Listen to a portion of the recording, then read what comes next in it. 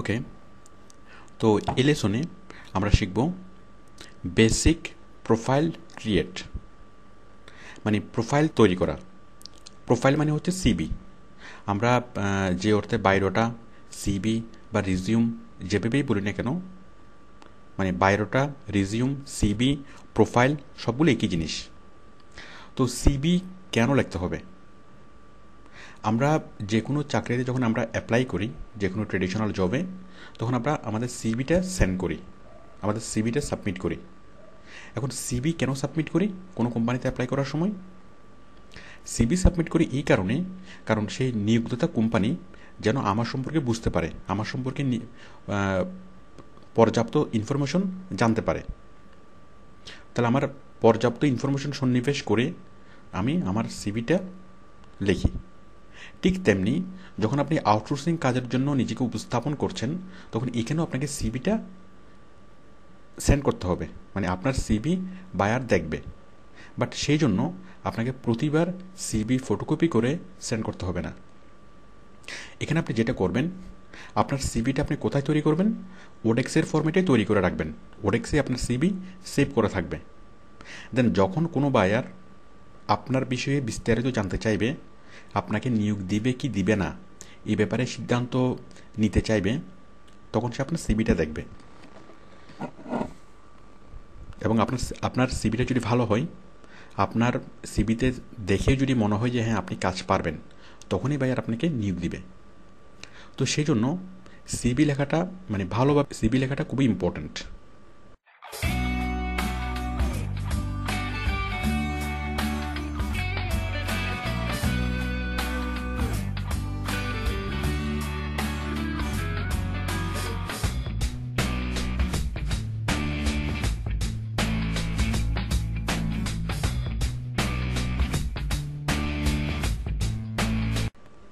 তো আসুন আমরা শিখি যে সিবি কীভাবে লিখব, অথবা ওডেক্সে প্রোফাইল কীভাবে তৈরি করব।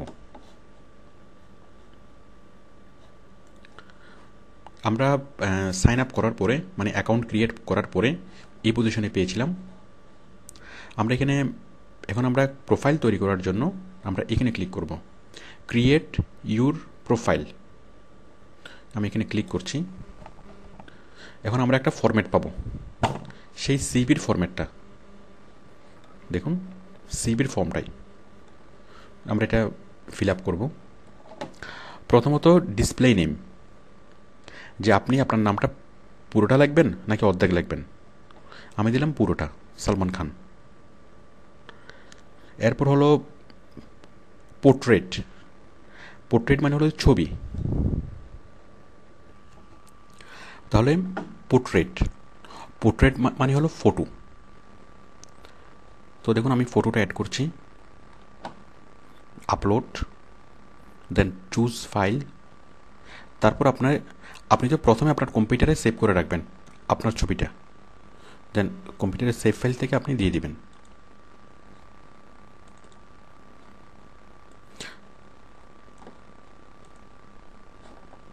ওপেন, আমাদের ফটোটা আপলোড হচ্ছে।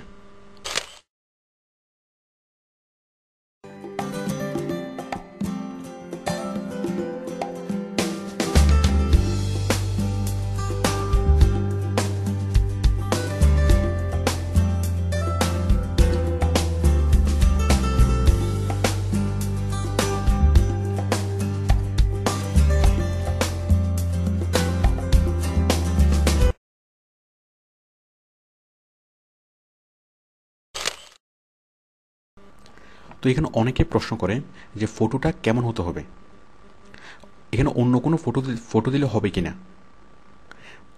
This is a CB for job. এখানে আপনার ছবি দিতে হবে, এবং অবশ্যই আপনার ছবি দিতে হবে, অন্য কোনো ছবি দিলে হবে না, নাম্বার 1। নাম্বার 2, এখন আপনার ছবি দিবেন, কীরকম ছবি দিবেন, অথবা কীরকম পোশাক পরিচ্ছদ পরে ছবি তুলবেন। পোশাক পরিচ্ছদ এখানে কোনো ইম্পর্ট্যান্ট বিষয় না। এখানে আপনার ছবিটা দেখেই যেন মনে হয় ইউ আর কনফিডেন্ট, মানে এখানে আপনার মুখের অভিব্যক্তিটা খুবই ইম্পর্ট্যান্ট। আপনার পোশাক আশাক টোটালি ইম্পর্ট্যান্ট না। আপনি একটা সিম্পল টি শার্ট পরে ছবি তুলেন, কোনো সমস্যা নেই, কিন্তু আপনার মুখের অভিব্যক্তিটা, আপনার মুখের অ্যাপিয়ারেন্সটা এমন হতে হবে যেন মনে হয় যে আপনি কনফিডেন্ট, যে আপনার চেহারার মধ্যে এমন একটা বিষয় থাকতে হবে যে যেটা দেখে মনে হবে যে হ্যাঁ ওকে দিয়ে হবে, মানে আপনার কনফিডেন্টটা শো করতে হবে। এখানে ছবিতে দেখেই যদি মনে হয় যে আপনি কনফিউজড, আপনি কাজ করার আগেই ভয় পাচ্ছেন, তাহলে বায়ার আপনাকে নেয়ার ব্যাপারে চিন্তা করবে, যে যে কাজের আগে এত ভয় পাচ্ছে তাকে নিলে সে কতটুকু কাজ প্রোভাইড করতে পারবে। ওকে, তাহলে ছবিটা হতে হবে কি কনফিডেন্ট, পোশাক আশাক কোনো ইম্পর্টেন্ট না। এরপর হলো টাইটেল। টাইটেল মানে হলো যে আপনি কিভাবে নিজের পরিচয় দিতে চান, সেটা হচ্ছে টাইটেল। সেটা আপনি খুব সংক্ষেপে এক লাইনের মধ্যে লিখবেন। তো একজন ডাক্তারকে যদি সাপোজ একজন ডাক্তার যিনি হার্টের চিকিৎসা করে, কার্ডিওলজিস্ট, এখন কেউ যদি ওনাকে জিজ্ঞেস করে যে আপনি কি করেন, উনি কয়েকটা বিষয় বলতে পারে, উনি কয়েকভাবে বলতে পারে। প্রথমত বলতে পারে আমি ডাক্তার, অথবা বলতে পারে কি আমি কার্ডিওলজিস্ট। তো দেখুন, উনি যদি বলে ডাক্তার, তাহলে প্রশ্নকর্তা কি বুঝবে? প্রশ্নকর্তা নিশ্চিত হবে না যে উনি কি হেমিওপ্যাথি ডাক্তার নাকি এলএমএফ ডাক্তার, উনি কি এমবিবিএস পাস করছে কি করে নাই, অথবা উনি করলেও কোন দিক দিয়ে উনি এক্সপার্ট। প্রশ্নকর্তা কোনো কিছুই বুঝবে না যে ছোট ডাক্তার নাকি বড় ডাক্তার, এটা বোঝা যাবে না। বাট এই ডাক্তার সাহেব যদি বলে যে আমি কার্ডিওলজিস্ট, তাহলে এখানে কয়েকটা জিনিস একসাথে বোঝা যাচ্ছে। প্রথমত তিনি ডাক্তার, দ্বিতীয়ত তিনি এমবিবিএস পাশ করেছেন, তৃতীয়ত তিনি অনেক বড় ডিগ্রি আছে ওনার। কিসের উপর ডিগ্রি আছে? হার্টের রোগ নিয়ে। উনি হার্টের চিকিৎসা খুব ভালো করতে পারেন, উনি হার্টের উপর এক্সপার্ট। তাহলে দেখুন 4-5টা জিনিস একসাথে বোঝা যাচ্ছে শুধুমাত্র একটা শব্দ দিয়ে। ডাক্তার বললে তেমন কোনো কিছুই বোঝা যাচ্ছে না, কার্ডিওলজিস্ট বললে 4-5টা বিষয় একসাথেই বোঝা যাচ্ছে। তো এখানে ডাক্তার হচ্ছে গাছ, আর কার্ডিওলজিস্ট হচ্ছে শাখা।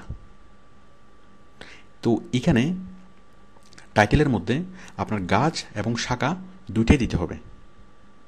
মনে করুন একজন লয়ার যিনি ইনকাম ট্যাক্সের কাজ করে, ইনকাম ট্যাক্স প্র্যাকটিস করে, তো উনি যদি বলে তাহলে ওনার মূল কাজটা হচ্ছে কি লয়ার, আর ওনার গাছের শাখাটা কি ইনকাম ট্যাক্স। তাহলে উনি কি বলবে? Income tax lawyer. তাহলে লয়ার হচ্ছে গাছ আর ইনকাম ট্যাক্স হচ্ছে শাখা। তো এই টাইটেলের মধ্যে আপনার গাছও থাকতে হবে এবং শাখাও থাকতে হবে। তো দেখুন এখানে আমি লিখছি অফ পেজ এসইও। অ্যাকচুয়ালি আচ্ছা, এই এসইও হচ্ছে গাছ, আমাদের কাজের নাম হচ্ছে এসইও। আর এসইওর দুইটা পার্ট, একটা হচ্ছে অন পেজ, একটা হচ্ছে অফ পেজ। তাহলে আমি লিখলাম গাছ এবং গাছ, এরপরে গাছের শাখা। তো এখানে আপনি যদি বলেন যে একসাথে আপনি অনেক কিছু পারেন, তাহলে বায়ার আপনাকে বিলিভ করবে না। মনে করেন কোনো একজন টিচার কোনো একটা স্কুলে অ্যাপয়েন্ট হওয়ার জন্য ইন্টারভিউ দিচ্ছে। এখন ওনাকে যদি জিজ্ঞেস করা হয়, উনি যদি বলে, টিচার যদি বলে যে আমি সব পারি, বাংলা, অঙ্ক, ইংরেজি, সমাজ বিজ্ঞান, ধর্ম, ইসলাম ধর্ম, হিন্দু ধর্ম, বৌদ্ধ ধর্ম সব পারি, তাহলে কি স্কুল অথরিটি তাকে নিয়োগ দিবে? কখনোই না। কারণ যে দাবি করে যে অনেক কিছুই পারে, আসলে সে কোনো কিছুই ভালোভাবে পারে না। বাট সে টিচার যদি বলে যে আমি বীজগণিত, ক্লাস 10-এর বীজগণিত ভালো পড়াতে পারি, অথবা বীজগণিতের টিচার, আমি বীজগণিতটা ভালো পারি, তাহলে কিন্তু স্কুল অথরিটি প্লিজড হবে। স্কুল অথরিটি বুঝবে যে হ্যাঁ উনি বীজগণিত অনেক ভালো পারে। তাহলে স্পেসিফিকেশন ঠিক এখানেও যখন আপনি নিজেকে চাকরির জন্য উপস্থাপন করবেন, এখানে যদি আপনি দাবি করেন যে আপনি অনেক কিছু পারেন, তাহলে সেক্ষেত্রে বায়ার আপনাকে বিলিভ করবে না এবং আপনাকে জব দিবে না। এখানে আপনাকে একটা গাছ থেকে একটা শাখা, আপনার শাখাটা স্থির করতে হবে। অর্থাৎ আপনার স্পেসিফিকেশনটা, আপনি কি ভালো পারেন, সেটা আপনাকে স্পেসিফাই করতে হবে। তাহলে আমরা টাইটেলে কী লিখব? গাছ এবং শাখা। আচ্ছা, এই প্রসঙ্গে একটা কথা বলিনি, টাইটেল, ওভারভিউ এই বিষয়গুলো আপনি এখন লিখতে পারবেন না। মানে আপনি তো অ্যাকাউন্ট তৈরি করেছেন, বাট এই বিষয়গুলো আপনি এই মুহূর্তে পারবেন না ফিল আপ করতে। এগুলো কখন পারবেন? কাজ শেখার পরে। কাজ শেখার পরে আপনি বুঝবেন যে আপনার টাইটেল কী, আপনি কী কাজ পারেন, কোন দিক দিয়ে কাজ পারেন, টাইটেল কীভাবে লিখবেন সেটা আপনি কাজ শেখার পরে অটোমেটিক্যালি বুঝবেন। ওভারভিউ কীভাবে লিখবেন, মানে এই সবগুলো বিষয় কীভাবে লিখবেন সেটা আপনি কাজ শেখার পরেই বুঝবেন। তো সুতরাং কাজ শেখার আগে প্রোফাইল তৈরি করা যাবে না। আমি এখন যেটা দেখাবো, আমি জাস্ট আপনাকে সিস্টেমগুলো দেখাবো। আচ্ছা, একটা ব্যাপার, তো আপনি কাজ শেখার আগে এই মুহূর্তে আপনি প্রোফাইল তৈরি করতে পারবেন না, কিন্তু তারপর আমি এগুলো দেখাচ্ছি কেন আপনি একটু পরেই বুঝবেন। অ্যাকচুয়ালি মানে এখানে অনেক বিষয় আছে যেগুলো আপনার এখনই বুঝতে হবে, মানে কাজ শেখার আগেই বুঝতে হবে। তো আপনি এটা আপাতত দেখবেন এবং কাজ শেখার পরেই আপনি এই প্রোফাইলগুলো তৈরি করবেন। ওকে, এখন হলো ওভারভিউ। আপনি ওভারভিউতে কী লিখবেন? ওভারভিউতে লিখবেন এটার শাখাগুলো, মানে শাখার প্রশাখাগুলো। আমি এখানে লিখলাম গাছ এবং গাছের শাখা, আর এখানে আমি লিখব কি? প্রশাখাগুলো, প্রশাখা।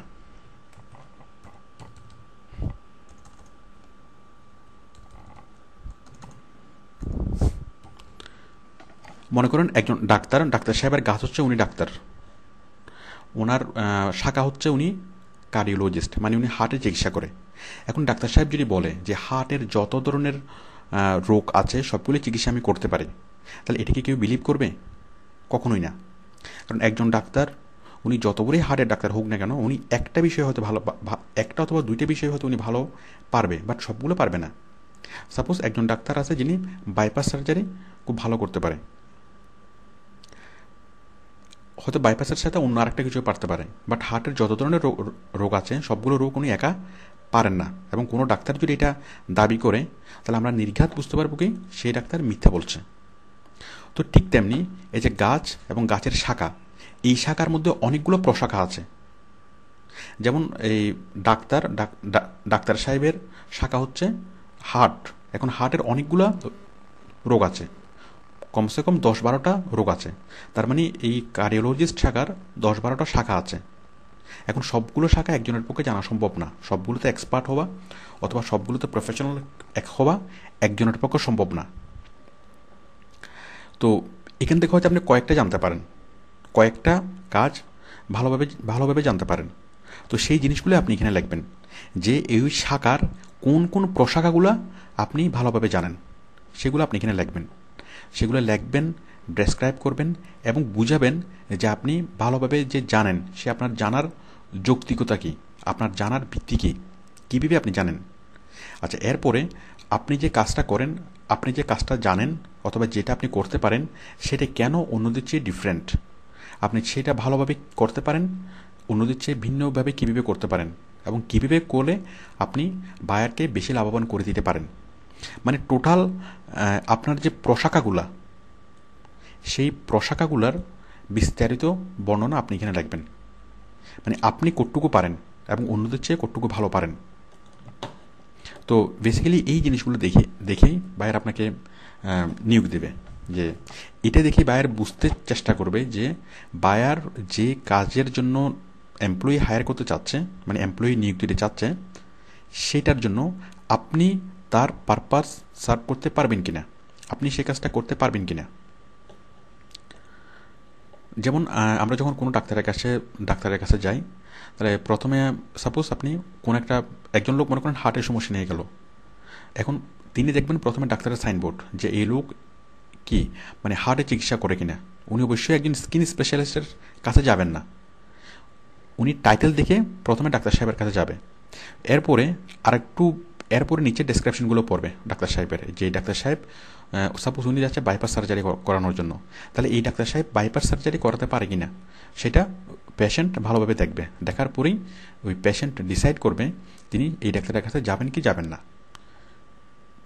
ঠিক তেমনি বায়ার যখন আমাদেরকে কাজ দিবে, বায়ারের ডিসিশন মেকিং প্রসেসটা সেম। তো সুতরাং টাইটেলে আমি আবারও বলছি, টাইটেলে থাকবে গাছ এবং শাখা, আর ওভারভিউতে থাকবে প্রশাখাগুলা, বিস্তারিত বিবরণ, এবং আপনি কেন অন্যদের চেয়ে আলাদা, আপনি কত বেশি ভালো পারেন, এই সবগুলো বিস্তারিত বিবরণ এখানে আপনি লিখবেন। এখানে আপনি অনেক বড় করে লিখতে পারবেন।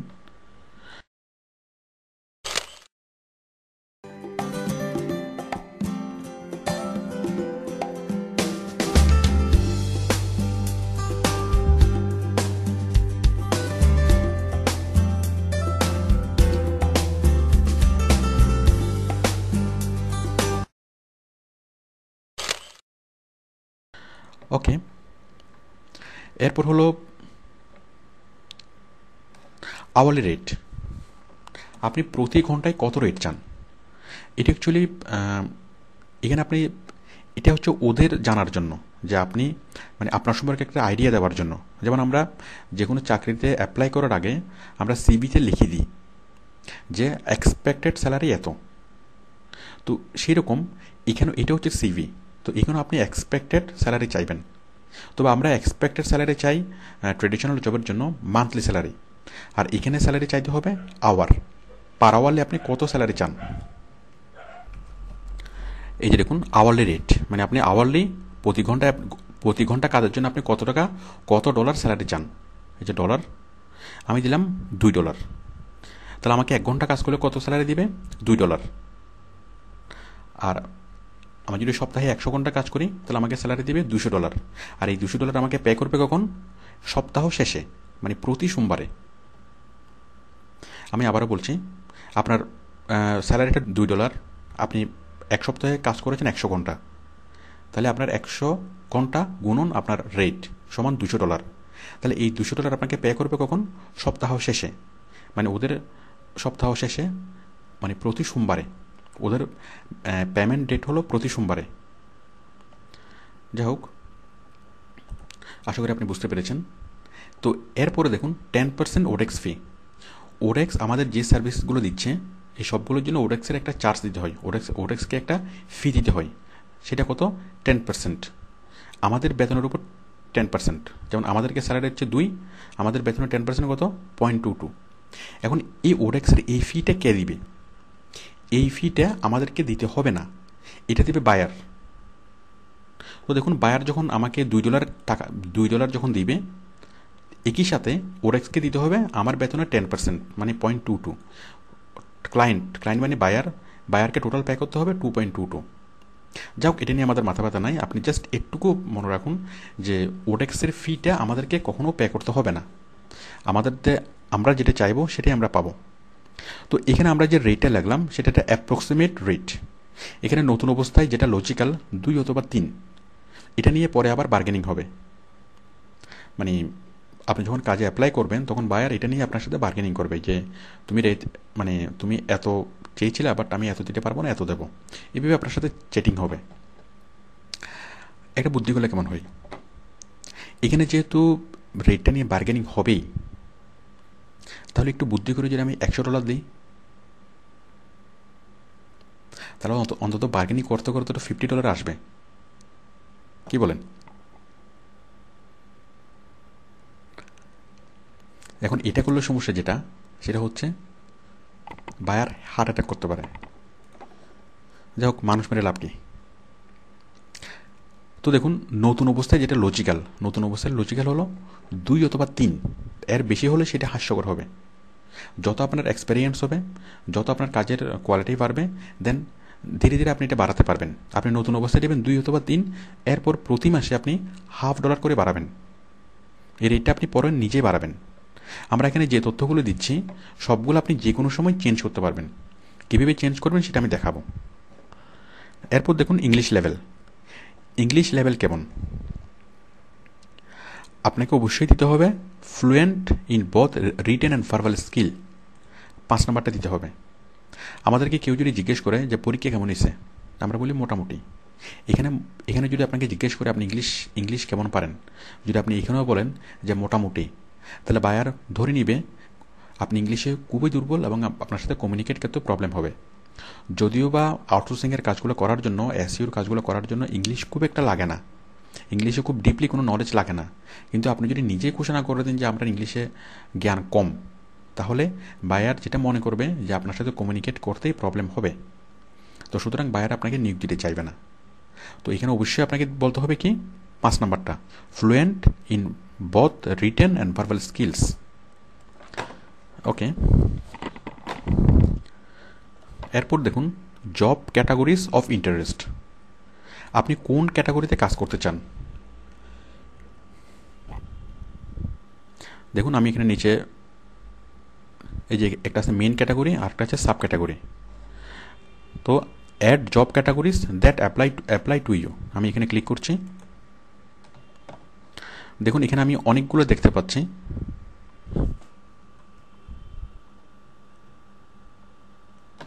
এই যে এখানে অনেকগুলো জব ক্যাটাগরি দেখতে পাচ্ছি, web design, web programming, e commerce, then data entry, personal assistant, graphic design, logo design, customer service, SEO, then market research, sales, accounting, book keeping, HR, payroll, financial service and planning, payment processing, legal, project management, business consulting, recruiting, statistical analysis, অনেক কিছু। তো অনেকে মানে অনেক ধরনের কাজ এখানে আছে, অনেক ক্যাটাগরির কাজ আপনি এখানে করতে পারবেন। অনেকেই মনে করে আউটসোর্সিং মানে শুধুমাত্র IT related job, but that is a wrong concept. এখানে দেখুন আইটি রিলেটেড জবের চেয়ে নন আইটি রিলেটেড জবই বেশি। তো যাই হোক, তাহলে এখান থেকে আপনি যে কোনো একটা জব ক্যাটাগরি সিলেক্ট করবেন। সাপোজ আমি সিলেক্ট করলাম এসইও। এখন এখানে চাইলে আপনি আরও কয়েকটা আপনি একসাথে সিলেক্ট করতে পারবেন, আপনি 4-5টা ইভেন 10টা আপনি সিলেক্ট করতে পারবেন। কিন্তু যদি 10টা সিলেক্ট করেন তাহলে বায়ার বুঝবে যে আপনি আসলে কোনো কাজ ভালোভাবে পারেন না। তো এখানে কখনোই একটার বেশি সিলেক্ট করা যাবে না। একটার বেশি যদি সিলেক্ট করেন তাহলে সেটা আপনার স্পেসিফিকেশনটা বোঝা যাবে না। তো এখানে যদিও বা আপনি অনেকগুলো সিলেক্ট করতে পারেন চাইলে, কিন্তু আপনি একটার বেশি সিলেক্ট করবেন না। আপনি যেটা দাবি করবেন যে আপনি শুধু একটা কাজ পারেন, দুনিয়ার আর কোনো কিছু আপনি পারেন না, বাট একটা কাজ পারেন। তাহলে আমি এখানে সিলেক্ট করলাম শুধুমাত্র এসইও, আমি এসইওতে টিক দিলাম, দেন সেভ ক্যাটাগরিজ। এসইও, এসইওর ইলেবোরেশন হচ্ছে সার্চ ইঞ্জিন অপটিমাইজেশন। ওকে, এরপর দেখুন profile visibility. Profile visibility everyone, মানে আপনার প্রোফাইলটা সবাই দেখবে, কন্ট্রাক্টরও দেখবে, বায়ারও দেখবে। এরপর দেখুন অ্যাড্রেস, আপনার অ্যাড্রেস লিখবেন।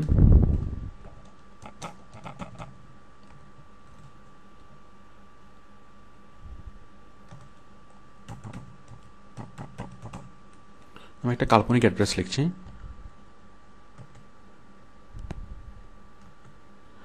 জিপ কোড আমি দিলাম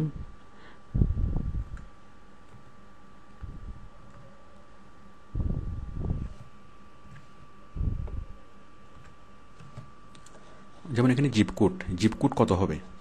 সাপোজ আপনার এলাকার জিপ কোড আপনি কীভাবে খুঁজে নেবেন? জিপ কোড মানে হলো পোস্টাল কোড। তো দেখুন আমি এই ধানমন্ডির পোস্টাল কোড খুঁজে নিচ্ছি, গুগলে সার্চ করলে আপনি পাবেন।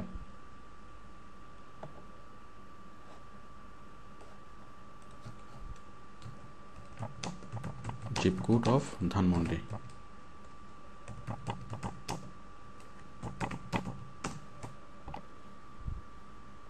যেমন চিটংয়ের জন্য 4000 জিপ কোড, চিটং সিটির জন্য। ঢাকাতে অনেকগুলো আছে, 1207, 1208, 1209, এরকম অনেকগুলো। এই যেমন 1209, এই যে ধানমন্ডির জন্য, হ্যাঁ 1209।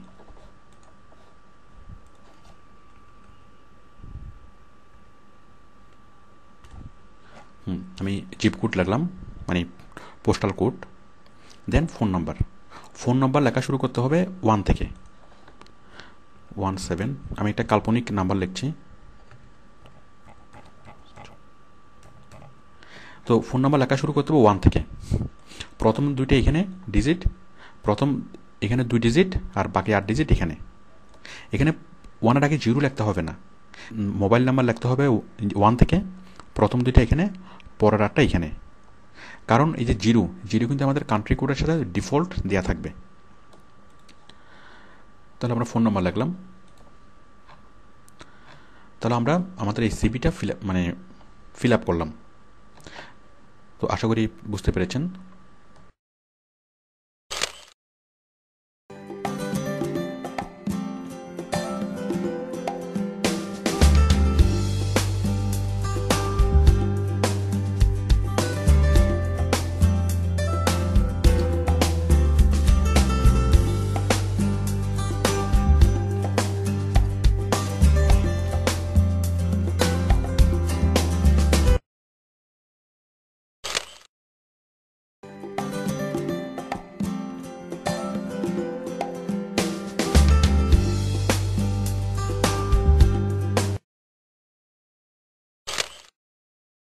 আমরা সিভিটা ফিল আপ করার পরে আমরা এখানে ক্লিক করব, সেভ প্রোফাইল অ্যান্ড কন্টিনিউ। আমি এখানে ক্লিক করছি। আমার সিভিটা সেভ হচ্ছে, মানে ওরেক্সে সেভ হচ্ছে, সেভ হয়ে গেল।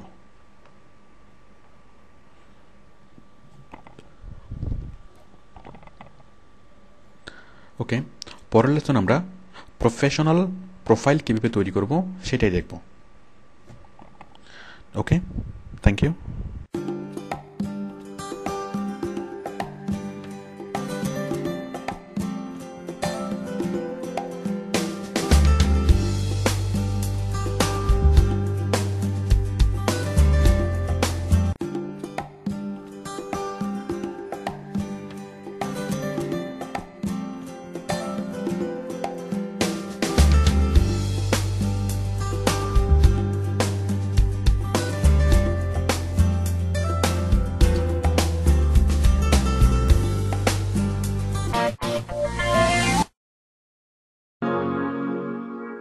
দর্শক, স্বাগত জানাচ্ছি RTV আইটি নাইট অনুষ্ঠানে। আপনাদের সাথে আছে আমি অনন্যা ইসলাম।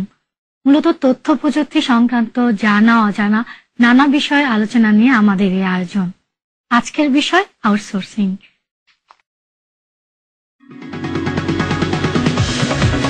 তথ্য প্রযুক্তিতে ক্রমেই এগিয়ে চলেছে বাংলাদেশ। বিশেষ করে আউটসোর্সিং খাতে বাংলাদেশের সাফল্য ঈর্ষণীয়। আমাদের আজকের বিষয় হচ্ছে কি আউটসোর্সিং এর tips and tricks. In fact outsourcing নিয়ে আমরা অনেক কিছু করেছি, অনেক অনুষ্ঠান করেছি, আমাদের অনেক ফিডব্যাক পেয়েছি। বাংলাদেশের মানুষ খুব আগ্রহী আউটসোর্সিং নিয়ে।